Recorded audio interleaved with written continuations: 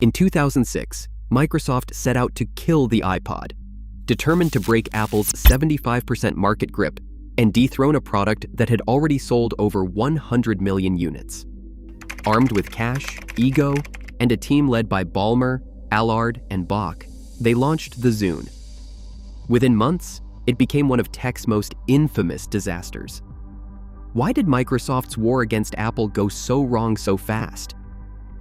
The answer reveals high-stakes miscalculations and sparks a question the industry still debates today. In the early 2000s, the digital music landscape belonged to Apple. The iPod was everywhere, on college campuses, in city buses, even tucked into the suits of Wall Street bankers. By 2006, Apple's portable music player commanded about 75% of the market. That translated to tens of millions of devices in pockets and purses across the globe. Apple's public reports would soon confirm over 100 million iPods sold, but the momentum was already clear. Every quarter brought another wave of buyers, and each new model seemed to erase whatever competition remained. The iPod wasn't just a bestseller, it was a cultural force. It reshaped how people thought about music, turning 1,000 songs in your pocket from a marketing slogan into a new way of life. The iTunes Store, launched in 2003, became the dominant digital music marketplace almost overnight, with Apple controlling nearly 90% of all legal music downloads by the middle of the decade. The combination of sleek hardware, a massive song catalog, and easy-to-use software created a walled garden that kept users loyal and rivals at bay. Competitors tried to break through. Companies like Creative, Sony, and iRiver released their own MP3 players, but none could match Apple's blend of design, simplicity, and ecosystem. Microsoft watched this unfold from its perch as the world's top software company. For years, it tried to fight Apple's rise with initiatives like MSN Music and the Plays for Sure certification program, which aimed to create a universe of compatible devices and services. These efforts barely registered. The iPod's share kept climbing, and the iTunes Store cemented Apple's power over the music industry. Market analysts described the challenge in stark terms. Hold on a minute. If you're enjoying what you see so far, I hope you'll consider subscribing. It helps me preserve the history of these untold tech stories. Now, let's continue. Apple's grip on digital music was so complete that, for a time, MP3 player and iPod became interchangeable in everyday conversation. By late 2006, Apple's closest competitors were fighting for scraps. None held more than a fraction of the market, and most were losing ground. The sheer scale of Apple's lead made any attempt to compete seem almost reckless. But for Microsoft's leadership, the idea of ceding the future of digital media to a rival was unthinkable. The numbers weren't just impressive, they were a call to action. Inside Microsoft's Redmond campus, the iPod's dominance wasn't just a market problem, it was a personal challenge. For Jay Allard, the creative force behind the Xbox, the idea of letting Apple define the future of digital music was unacceptable. Allard had built his reputation on taking risks, and now he pushed for something bolder than another software update or partnership.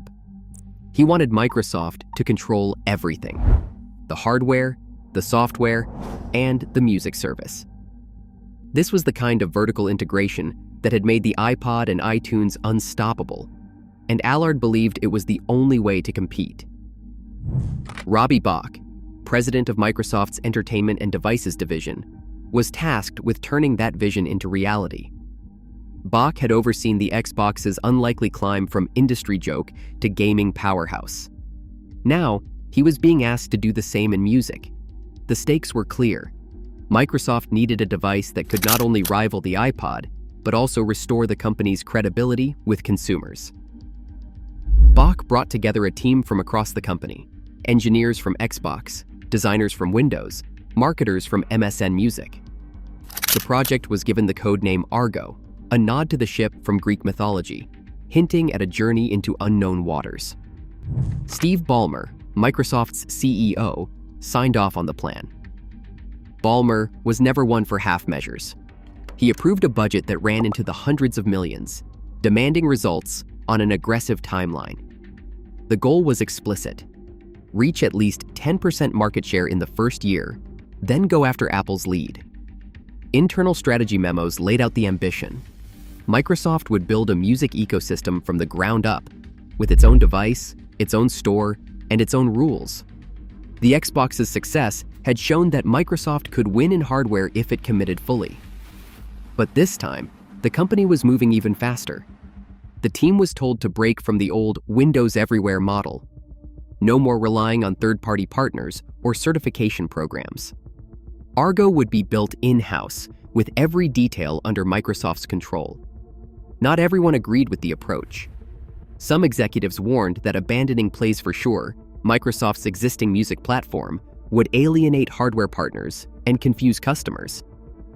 There were heated debates about whether the company should license its software to other device makers or wait for a more advanced product before launching. But the momentum behind Argo was unstoppable. Allard and Bach pushed forward, recruiting talent and negotiating with music labels for rights to build a new marketplace.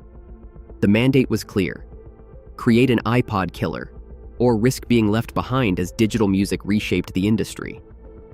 By the spring of 2006, the team was in place. The mission was set. Microsoft was about to bet its reputation and a fortune on the hope that it could out-Apple Apple. The first order of business: build a device that could make people forget the iPod ever existed. The Zune arrived in November 2006, carrying the full weight of Microsoft's ambition. The device itself was packed with features that, on paper, seemed poised to challenge Apple's dominance. At its core sat a 30-gigabyte hard drive, enough to store around 7,500 songs or dozens of hours of video. The screen measured 3 inches across, offering a larger viewing area than most iPods of the time, and boasted crisp color playback for videos, photos, and album art. One of the Zune's headline features was its built-in FM radio tuner, a nod to listeners who still valued tuning into live broadcasts, a function Apple's iPod had never included natively. Even more ambitious was the internal Wi-Fi radio. This wasn't just for syncing with a computer. It allowed Zune owners to wirelessly share songs with each other, a feature Microsoft called squirting. The promise was simple: discover a new track from a friend, beam it instantly to your own device, and keep the music moving. Beyond hardware, Microsoft launched the Zune Marketplace, a digital storefront offering both individual song purchases and an all-you-can-listen subscription service called Zune Pass. For a monthly fee, users could stream or download millions of tracks, years before services like Spotify would make this model mainstream. The Zune's design came in 3 colors: black, white, and a distinctive brown. Each device featured a simple tactile control pad and a user interface that favored bold text and smooth animations, setting it apart from the iPod's classic menus. On launch day, the Zune stood as a showcase of Microsoft's technical muscle. It offered more storage than most rivals, a bigger screen, wireless connectivity, FM radio, and a subscription model that hinted at the future of music. For a brief moment, it looked like the iPod finally had a real challenger. Microsoft's leadership set an aggressive deadline for the Zune, convinced that speed was essential to catch Apple by surprise. But with the clock ticking, building a new device from scratch was out of the question. Instead, Microsoft struck a deal to rebrand Toshiba's Gigabeat S, a player already on the market in Japan. The hardware was essentially lifted wholesale. Same 30-gigabyte hard drive, same basic internals, then reskinned with Microsoft's own software and wrapped in a new case. This shortcut let the team hit the 2006 holiday season, but it came at a cost. While Microsoft was racing to repackage existing hardware, Apple had just refreshed its iPod lineup with sleeker designs and new features. The Zune, still warm from the assembly line, already looked behind the curve. Even the launch was limited to the United States, a move that left international buyers out and shrank the potential audience from day one. Jay Allard and his team knew they were gambling, betting that a quick entry was better than waiting for a fully homegrown device. But this rush meant the Zune arrived with little time for refinement or real differentiation. The device's DNA was Toshiba's, not Microsoft's, and that reality shaped every impression it made. For consumers, the Zune felt like an outsider trying to crash a party that was already in full swing. The decision to rebadge and the pressure to launch fast built structural disadvantages into the Zune's foundation. These compromises would haunt Microsoft as the device tried to win over a market that expected more than just another MP3 player. The Zune's most hyped feature, wireless song sharing, was supposed to set it apart.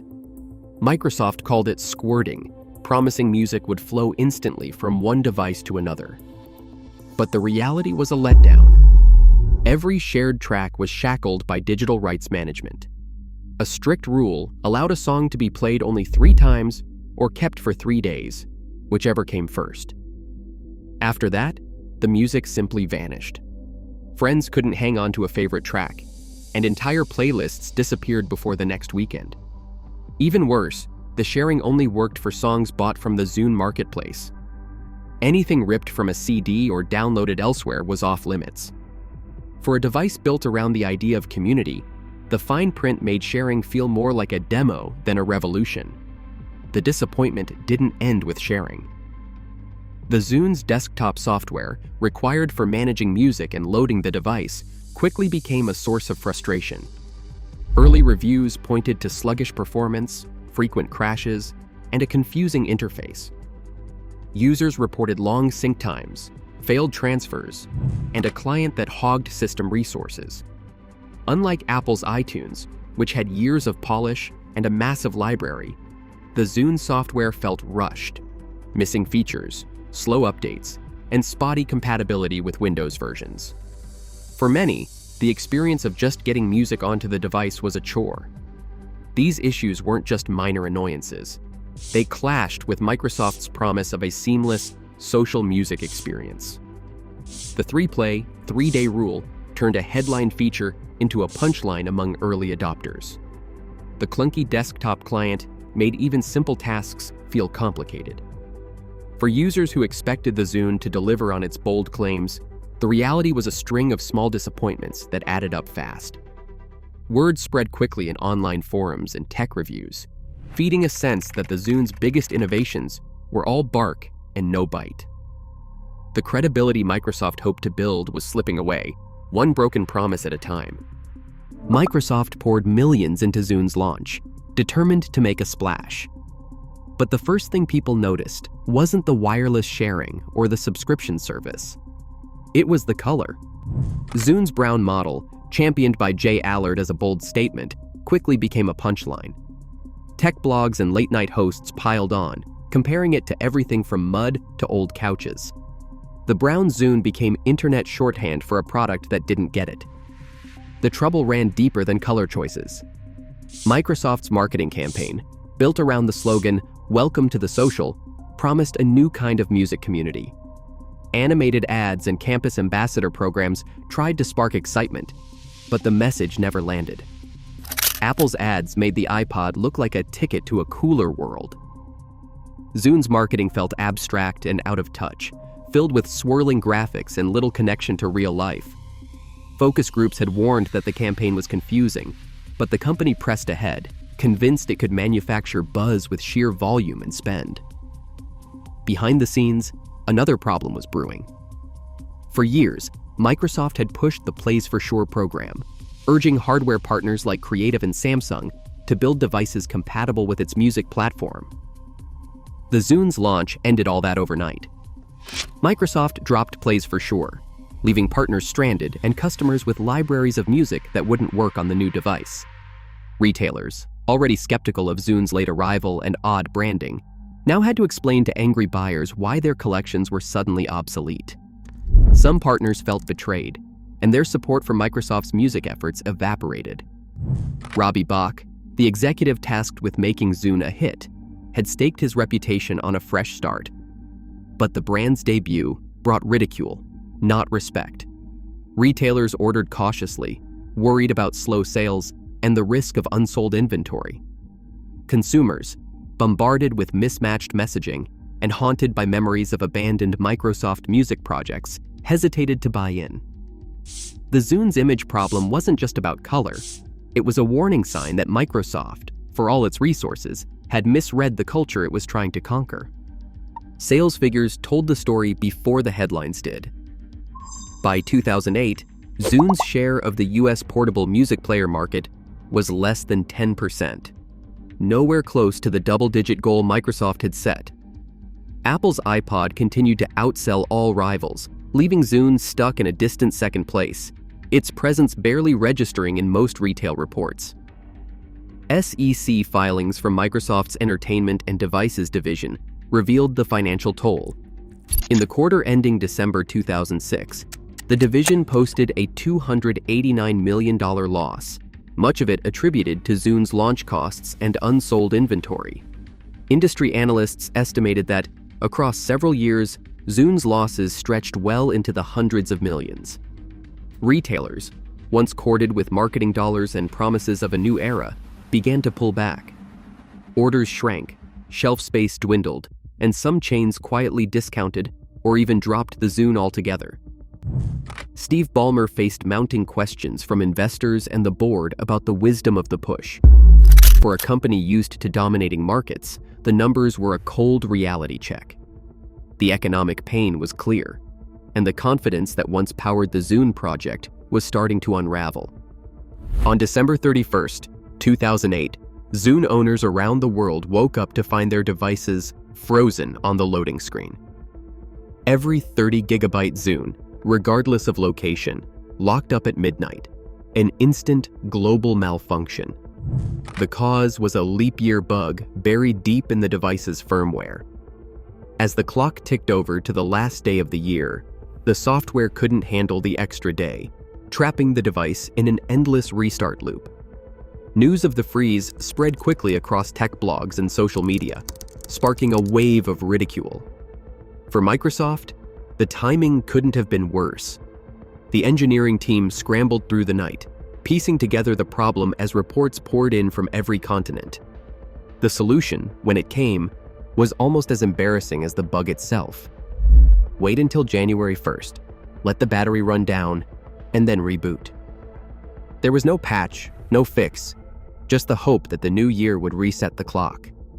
While the Zune 80 and Zune HD models avoided the bug, it was too late to matter.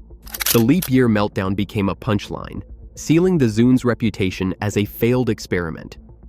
For Microsoft, the device freeze wasn't just a technical error.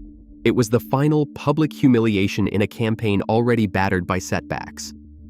By 2008, Microsoft's Zune had captured just 2% of the US MP3 player market, while Apple's iPod remained the clear leader with over 100 million units sold.